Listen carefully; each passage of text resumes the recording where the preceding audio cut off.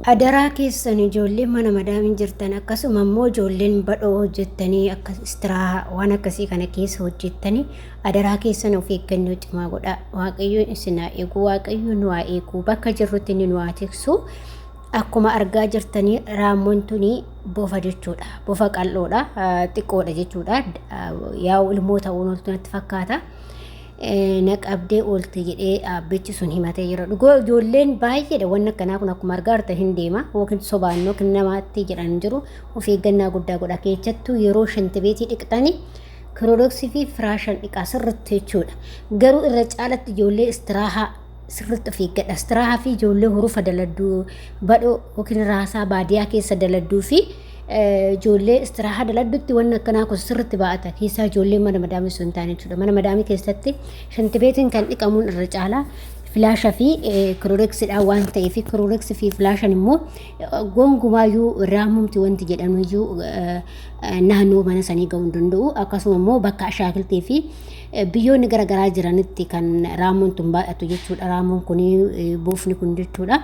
Ashama akkam jirtu hordoftoota kabajamtoota koo nagaa keessanii ani nagaa kooti galata waaqayyoo. Isinillee baga nagaa taatan baga jiraattan isin jecha. Egaa hordoftoota koo warroonni immoo chaanaala kiyya faaraa taatanii sabskraabii gochuudhaan maamila keenya taa'ee warri ta'aa jirtanis galatoomaa ulfaadhaa isin jedha. Egaa akkuma dhaamsa jalqaba irratti isinitti agarsiise viidiyoo isaan irratti viidiyoo boo'ichaatti kiraarii qaba waan ta'eef irraa balleeche. Wanti kun yeroo baay'ee ijoollee keenya irratti yeroo hedduu deddeebi'a jechuudha. Baay'een argee keessattuu ijoollee istiraa fi ijoollee baadiyyaa keessa hojjetan irratti wanti kun kan sirriitti deddeebi'u jechuudha.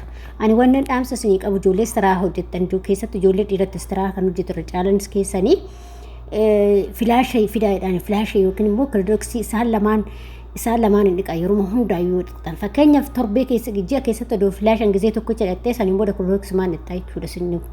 Kanaaf isa sirriitti godhachuu qabdanii itti godhuu qabdanii raamoota garaagaraa isinitti bahuu hin danda'u jechuudha. Manneen keessatti illee qaabeetii keessatti illee wantoota akkasii kanaa yoo dhiqxanii isinitti dhufuu hin danda'u jechuudha. Inni lammaffaan immoo ijoollee baadiyyaa keessa hojjettanii yeroo baay'ee baadiyyaa keessa sirriitti jira jechuudha. Sababbiin isaas amma yeroon kun yeroo ho'aa badaa waan ta'eef illee gara qabbanaa soqachuudhaa fi gara mana ijoolleen keenya jiranitti fiiga yeroo baay'ee qabbana barbaada waan ta'eef. Kanaaf of eeggannoo cimaa godhaa waaqayyo sinaa eeguu. Akkasuma ijoolleen badhoo keessa hojjettan yookiin immoo baadiyyaa keessa hojjettanii gommuwaawwan garaagaraa naannoo isaatti aarsaa akka yeroo sanii isinitti dhufuu hin danda'u jechuudha. Waaqayyo isin haa tiksu isiniin jedha obboloota koo hedduutu akka garaana nyaate ijoollee baay'een akkas yoo jedhan baay'een arga jechuudha. Maaliif nutis biyyuma ormaa jirraa garuu akkuma siinan dalagadha jedhee gaafa raamoota naan qabamu immoo raamoon gaafa hadhaatti baafate nama ajjeesa.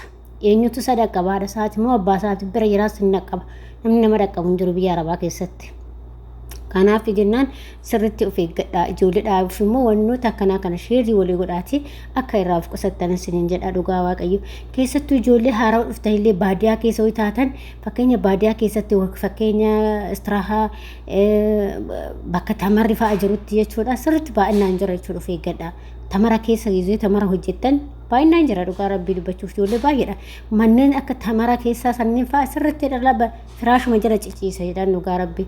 Na baay'ee tokko jechuudha namni ciyyoo takkatu istiraahaa keessa hojjetee ture natti himte jechuudha. Bakka hirriiban dhabinaan jechuudha. Akkasumatti firaasha jedha yoo nani mana qulqulleessu akkasumatti firaashota jala ciciisa jette bakka. Feetuma marameetuma wannoon raba ta'a jettee usheetuma bakka. Maaliif innillee gisee ho'aa kana gara manaa xulfiigaa jechuudha min keefii kanaaf qorra kanaaf jechuudha. Inni akkas isiniin jedha hordoftoota kiyya kanaaf of eeggadhaa waaqayyo sinaa eeguu isiniin jedha. Dhaamsa kiyya kuni akkasuma immoo viidiyoota akkanaa kana ijoollee keessattuu ijoollee baadiyyaa fi ijoollee istiraa keessa hojjetaniif dhaamsa hin ta'a jedheeti yaada. Waan kanaan ofirraa ittisuu hin dandeessanii jechuudha. Aggaa danfii kiyyaa beeku irratti ijoolleen badhoo keessa jirtan yookiin baadiyyaa jirtan gommoota garaagaraa caammota garaagaraa guggubaa galgala jechuudha. Isinirraa deema jechuudha. Inni jaalatu ajaasan jechuudha. Dhageessanii akkasitti ofirraa ittisaa. Ijoolleen carqii keessa fa'aa seene viidiyoo wanna isiniif fida. Carqii keessa jalaa seene mucaa tokko jechuudha. Carqii keessa seene inni carqii uffachuu ol fuudhu carqii jala keessaa gadiitti bu'e jechuudha. Carqii isaa keessa mammaramee taa'a. Innaa baay'ee ulfaata dhugaa rabbi ijoollee baay'eedhaaf viidiyoo isaa baay'een arge jechuudha. Viidiyoon akkasii immoo ijoollee algaa jalallee deemu baay'ee jira jechuudha. Adaraa keessan of eeggadhaa ijoollee waaqayyo nu haa eegu dhugaa rabbi maaliif xiqqoo si hidda taanaan hidda san qabaate taanaan garuu yeroo kaanii miti osoo hidda san qabaachuu baatee siinlee wannumaan godhu garuu hidda san si ceennoo taa'e baanaan hidda saayinsi hidda taanaan hinduutaa jechuudha. Dhugaa rabbi lubbuu namaa galaafata jechuudha. Aga dafaniis keessaa waraaban eenyus dhaqqabees keessaa iyyuu waraabuu danda'a. Marziidha jechuudha. Wanti sun kan isa keessaa seetannoo godhu sun marzii waan ta'eef marzii isaa immoo nama ajjeesa jechuudha. Kanaaf of eeggadhaa hin jedha. Fakkeenyaaf warri mana keessatti warra buufa mana keessaa qabu kunniin isa keessaa baasaniiti. Hin baafama waan ta'eef hin baafama jedhanii hin baasanii warri araboonni akkas goote jechuudha.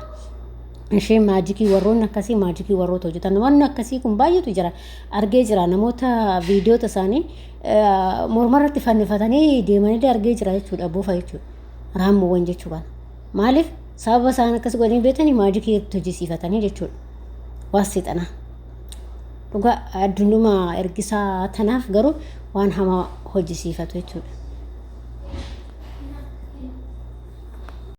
Kanaaf of eeggannoo guddaa godhaa waaqayyo sinaa eegu sirriitti of xanaqqaqaa mana keessa sirriitti qulqulleeffadhaa filaasha siniin jedhe kanaaf fakkeenya yoo firaashii lafaa hin qabaanne ta'e filaashiidhaan fi akkasuma konkolaachiidhaan dhiqaa yeroo baay'ee kilaasii keessa illee jechuudha yoo firaashiin jiraate immoo sirriitti gizeedhaan ilaalaa qulqulleeffadhaa mana keessa siniin jedha waaqayyo nu haa eegu hedduu ulfaataadha jireenyi biyyaa arabaa jechuudha rabbi na waaqayyo sinaa eegu ijoollee viidiyoo kana wasitti tole laayik sheerii naa godhaatii namoota biraan gaa keessatti ijoollee baadiyyaa hojjetanii fi ijoollee istiraa hojjetan biraan naa gaa hedduu takka nama cinqa dhugaa rabbi jechuudha hedduu takka bakka waan kanaa kun baay'ee tokko sirna jedha maaliif bakka waan bakka maal akka ta'e hin beeku ani garuu namni raammoo kana hin jaalatte jedhee yaadu hin jiru sin jedha hordoftoota kiyyaa waaqayyo sinaa eegu adaraa keessan waliif sheerii godhaa.